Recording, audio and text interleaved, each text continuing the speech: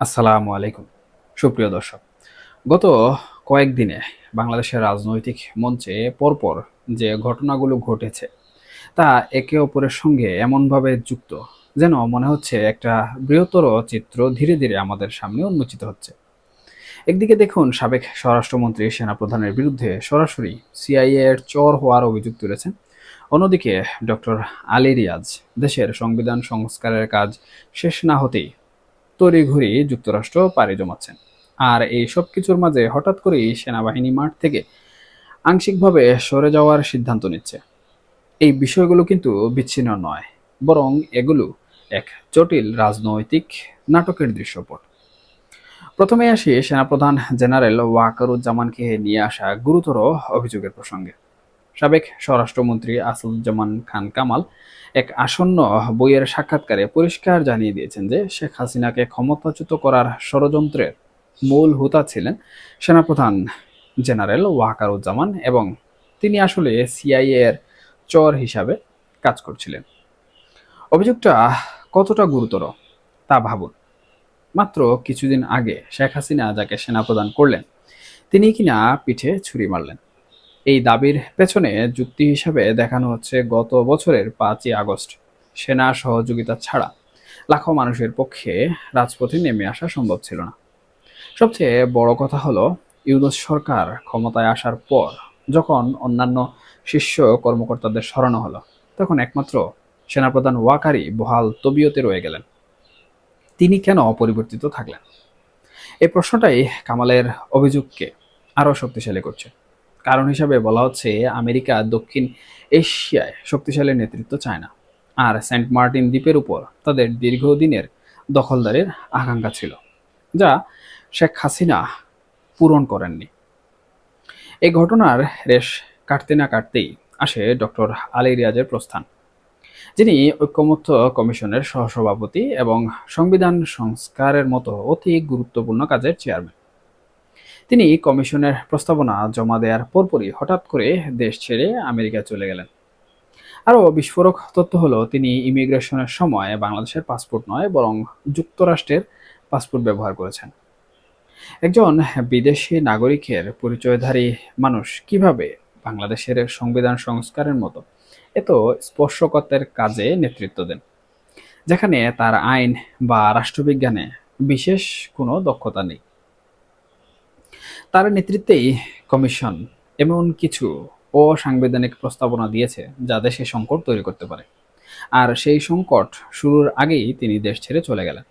এতে এটাই প্রমাণিত হয় যে একটি অসাংবিধানিক প্রক্রিয়াকে বৈধতা দেওয়ার চেষ্টা করেই তিনি দায়িত্ব শেষ করেছেন এবং সংকটপূর্ণ পরিস্থিতি থেকে নিজে নিরাপদ দূরত্বে সরে গেলেন। আর এই দুই ঘটনার পরই আসে সেনাবাহিনী মাঠ থেকে আংশিকভাবে সরে যাওয়ার সিদ্ধান্ত। স্বরাষ্ট্র মন্ত্রণালয়ের কোর কমিটির সভা থেকে সিদ্ধান্ত হয়েছে যে 14 মাস ধরে মাঠে থাকা সেনাবাহিনীর অর্ধেক সদস্যকে আপাতত সরানো হবে। যদিও এর কারণ হিসাবে বিশ্রাম ও প্রশিক্ষণের কথা বলা হচ্ছে, কিন্তু এই মুহূর্তে যখন নির্বাচন ঘনিয়ে আসছে এবং দেশের রাজনৈতিক পরিস্থিতি চরম উত্তপ্ত, তখন এই সিদ্ধান্তকে অনেকেই স্বাভাবিকভাবে দেখছেন না।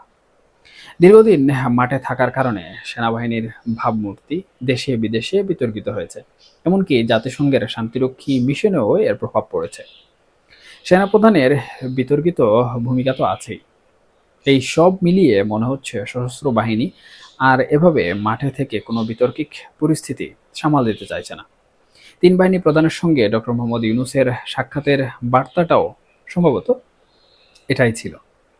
এই তিনটি ঘটনাকে এক সূত্রে বাঁধলে মনে হয় একটি বড় ধরনের রাজনৈতিক পট পরিবর্তনের ক্ষেত্র প্রস্তুত হচ্ছে। একদিকে বিদেশি শক্তি এবং তাদের দেশীয় এজেন্টদের চিহ্নিত করা হচ্ছে, অন্যদিকে সংকট তৈরি করে সেই সংকট থেকে প্রধান কুশীলবরা সরে যাচ্ছে, এবং সবশেষে দেশের নিরাপত্তা ও শৃঙ্খলা রক্ষার প্রধান ভরসার জায়গাটিও দুর্বল হচ্ছে। সেনাবাহিনী মাঠ থেকে উঠে যাওয়ার পর দেশে আইন শৃঙ্খলা পরিস্থিতির আরও অবনতি হতে পারে, সহিংসতা বাড়তে পারে।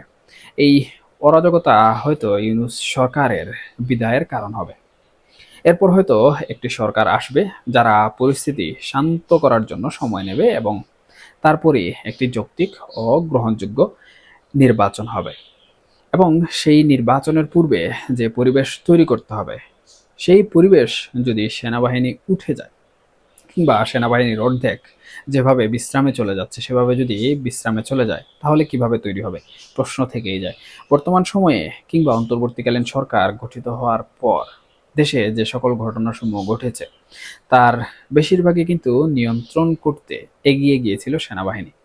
এবং আমার মনে হয় যদি বাংলাদেশ সেনাবাহিনী গুরুদায়িত্ব কাঁধে নিয়ে তখন মাঠে না নামতো, তাহলে যে সকল ঘটনাসমূহ আমরা দেখতে পাচ্ছি এর 3 থেকে 4 গুণ বেশি ঘটনাসমূহ ঘটতো। সুতরাং সেনাবাহিনী সেই পরিবেশে এবং বর্তমানে অনেক গুরুত্বপূর্ণ ভূমিকা পালন করছে। সেই হিসাবে যদি এখন সেনাবাহিনী অর্ধেক, অর্থাৎ যারা মাঠে রয়েছে তাদের অর্ধেক যদি বর্তমান সময়ে ব্যারাকে ফিরে যায়, তাহলে দেশে যারা এই বিভিন্ন ধরনের নাশকতা করছে, বিভিন্ন ধরনের অপরাধ করছে, তারা অনেকটাই সাহস পেয়ে যাবে। কারণ সেনাবাহিনীকে কিন্তু সর্বস্তরের মানুষ ভয় পায়। সেই হিসাবে দেশের পরিস্থিতি আরো খারাপ হতে পারে। এবং ইতিমধ্যে আমরা দেখেছি বিভিন্ন রাজনৈতিক দলের মধ্যে নির্বাচন নিয়ে বিভিন্ন ধরনের প্রস্তুতি শুরু হয়েছে। নমিনেশন দেয়া থেকে শুরু করে রাজনৈতিক প্রচার প্রচারণাও অনেকটা তুঙ্গে। সেই হিসাবে রাজনৈতিক যে সহিংসতাগুলো হয়, গ্রুপিং, উপগ্রুপিং কিংবা এক দলের সাথে আরেক দলের অথবা নির্বাচনী এলাকায় বিভিন্ন বিষয়কে কেন্দ্র করে, সেগুলোও কিন্তু নিয়ন্ত্রণ করার জন্য সেনাবাহিনী অত্যন্ত গুরুত্বপূর্ণ। সুতরাং সেনাবাহিনীর বর্তমান সময়ে বিশ্রামে চলে যাওয়া কিছুটা হলেও সন্দেহের জন্ম দেয় যে প্রকৃতপক্ষে আসলে কি ঘটছে।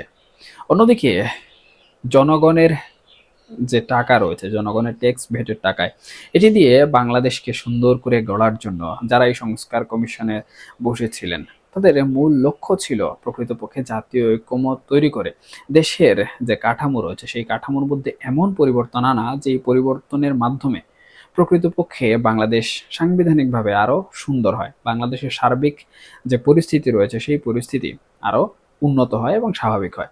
কিন্তু আমরা কি দেখলাম যে সেই বিষয়গুলো বর্তমান সময়ে অনেকটাই অনৈক্যের সৃষ্টি তৈরি করছে। এবং অনৈক্য তৈরি করেই অনেকে সেই অনৈক্য রেখে আবার চলে যাচ্ছেন। এমত অবস্থায় যদি এই ব্যক্তিবর্গ যারা মূলত ঐক্য সৃষ্টি করতে এসেছিলেন তারাই যদি অনৈক্য সৃষ্টি করে চলে যান, তাহলে বর্তমান সময়ে যারা উপদেষ্টা পরিষদে রয়েছেন তারা আসলে কি করবেন? আমার মনে হয় তারাও তাদের যে নির্দিষ্ট সময় রয়েছে, নির্দিষ্ট সময়ের আগে তারাও এভাবে তাদের দায়িত্ব ছেড়ে চলে যাবেন। তাহলে এর ফলাফল কি হবে? এর ফলাফল হবে একটি হযবরল বাংলাদেশ। এবং সেই বাংলাদেশে জনগণ যতক্ষণ পর্যন্ত না দায়িত্ব কাঁধে নিয়ে কোনো একটি বিষয়ে পদক্ষেপ গ্রহণ করবে, ততক্ষণ পর্যন্ত এই বাংলাদেশ সুন্দর সাবলীল কখনোই হতে পারবে না। এবং যে নির্বাচন নিয়ে আমরা অনেক লম্পচম্প করছি, অনেক উত্তেজিত, সেই নির্বাচন অনেকটা অনিশ্চয়তার দিকে চলে যাচ্ছে।